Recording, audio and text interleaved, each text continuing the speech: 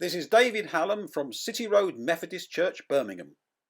There are not many 24-year-olds who have published the book. There are even less who have written about everyday miracles. So this Thursday, I'm face to face with Stephanie Nixon to find out more. Stephanie, can you tell me, why did you write a book about miracles at the age of 24? So March 2018, I was at a prayer meeting at my local Christian centre, and one of the senior church members said, "We don't talk about the miracles in our lives." And in that moment, something started burning inside me, and I knew God wanted me to do something. And I thought, I've got to do something. This is it's a fiery passion. There's something here. And I went and I started collecting miracles for a book. And it came out the January 2019. It came out very quickly. People received it very well, and people shared a lot of amazing testimonies and miracles of what God's done in their lives. And it happened very, very quickly. So it was inspired by a prayer meeting. So what do you regard as a miracle? A miracle is something that comes over all laws of science and nature and comes from God. So for examples of miracles in my book, I shared my miracle where at the age of 13, I had severe childhood depression. I prayed and prayed, my mum prayed, woke up one day and it was all gone. Depression doesn't go overnight, but mine did. There's another example of a miracle in the book. There's a lady and she's walking home and she's got 5 children and she's absolutely exhausted. And she's praying and she says, "God, I want to get home before it gets dark." And the sun was setting and God stopped the darkness. He kept it light. So when she got home, she looked out and then the darkness went past. And she knew that God had stopped it for her to get home with her kids. So there are some examples of miracles in the book. So you actually believe that nature is sometimes suspended? Yeah. All things are power, God, slight issue. Yeah, God will do anything to help people as long as we pray to him, and he's always working in people's lives. So it's important that you have to pray. Miracles happen to people who pray? People can pray and miracles can happen through prayer, but sometimes it happens through life experiences. I mean, an example, and this is in the second book, a man lost his wife and son to a drunk driver.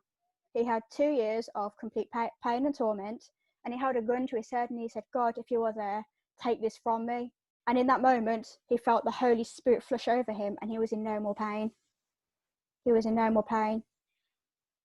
But you wouldn't suggest to people that they don't go to the doctors or anything like that if they are in pain?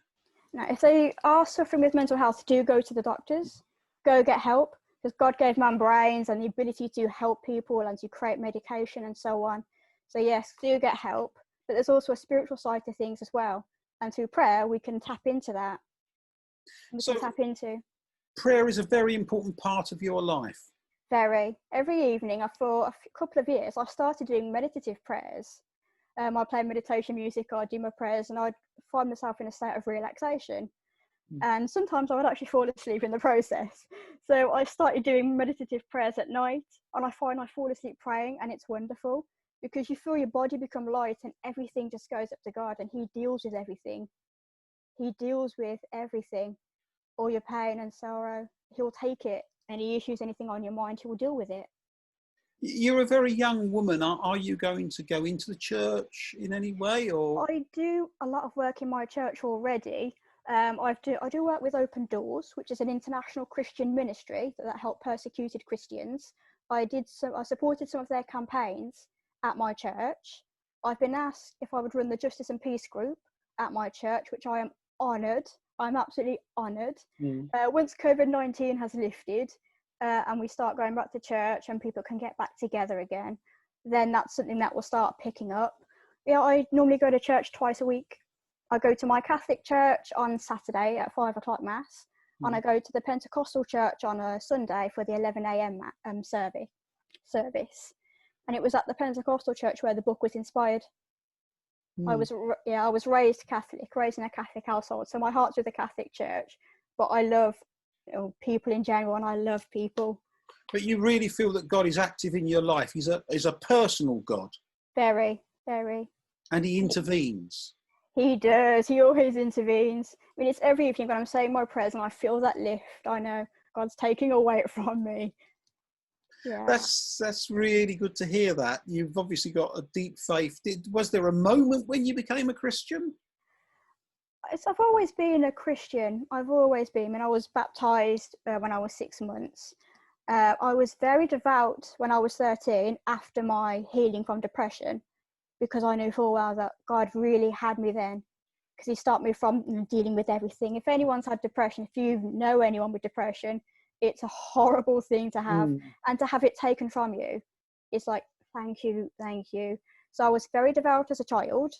I'd regularly fast, regularly pray, and then over the years it kind of wavered, and I've become a lot more devout in recent years because of everyday miracles, because of the meditative prayers and the work I'm doing in my church.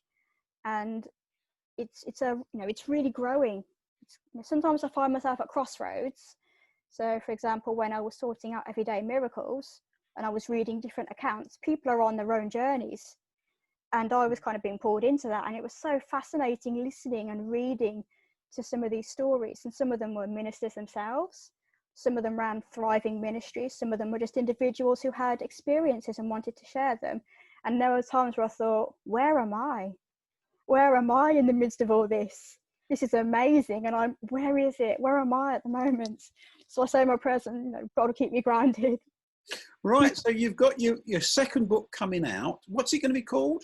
Everyday Miracles Book 2. Oh, just Everyday Miracles Book 2. Yes, nice and simple. When will it be in the bookshops? I'm not too sure at the moment. I'm still waiting on some miracles and affirmative consent from some of the contributors, because that's really important. Just to clear the legal side, yeah. Yeah. But I want to get it submitted later this year at some point. No date confirmed, so I'm waiting on other people. So that's very exciting, isn't it? That's a miracle in itself. My publisher said they wanted 12 miracles for a small book. I received 103. And then, of course, I contacted the people, and I had consent withdrawals on some people I can't get a hold of. So the first book was very, very quick. And the second book was, the remains of what was left of other contributors. And now I've just got some more coming in at some point. So that in itself is a miracle. And I'm praying that the book inspires people to have more faith. So the exciting thing is that not only do you believe in miracles, but lots of other people clearly do as well. And not only have they believe in them, but they've actually seen them and they've felt them. Yes. Yeah. Yes. There was a miracle in my first book. A lady, when she was a child, one of her friends had a brain tumour. And at the hospital, there were some nuns, and one of them felt compelled to lay her hands on her head and pray. And as she did that, this lady felt rushing of water in her head. And this is going back where brain tumour surgeries were, a lot more dangerous and hazardous.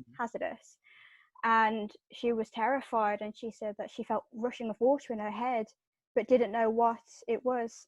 And when they checked her brain, there was no tumour. So that tumour just went. And that was someone laying their hands in their head, feeling compelled to pray for someone. And then the tumour went.